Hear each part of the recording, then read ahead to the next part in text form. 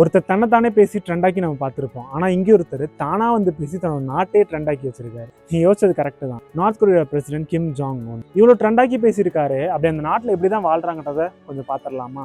அதுக்கு முன்னாடி நீங்கள் பண்ண வேண்டியதெல்லாம் ஒரே ஒரு விஷயம் தான். வேற என்ன? ஃபாலோ தான். நம்ம எல்லாருக்குமே தெரியும் நார்த் கொரியா ரொம்ப ஸ்ட்ரிக்டான ரூல்ஸை ஃபாலோ பண்ணுற ஒரு கண்ட்ரி அப்படின்ட்டு. 2011 அவரோட அப்பா கிம் ஜாங் இல் இறந்து போனதுக்கப்புறம் கிம் ஜாங் உன் தன்னோட 28வது வயசுலேயே நார்த் கொரியாவோட பிரசிடென்ட் ஆகுறாரு.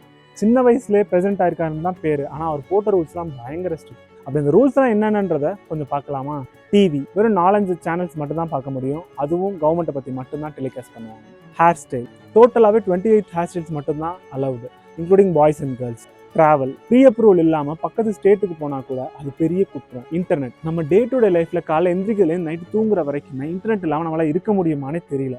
ஆனால் அந்த ஊரில் பப்ளிக் இன்டர்நெட் ஆக்சஸ்ன்னு ஒன்று கிடையவே கிடையாது. இதெல்லாம் கூட பரவாயில்ல. ஆனால் நம்ம ஊரில் ஒரு கட்சி தலைவரை பார்த்து நம்ம மாறி மாறி எவ்வளோ கமெண்ட்ஸ் பண்ணியிருப்போம், எவ்வளோ சிரிச்சிருப்போம். ஆனால் அந்த ஊரில் ஒரு லீடரை பார்த்து ஒரு சின்ன ஜோக் பண்ணால் கூட அவ்வளோதான், பிடிச்சி உள்ளே வச்சுருவாங்க. சிம்பிளாக சொல்லணும்னா இங்கே நீ என்ன வேணால் பண்ணலாம், அவ்வளோ பெரிய ரெஸ்ட்ரிக்ஷன்ஸ்லாம் ஒன்றுமே கிடையாது.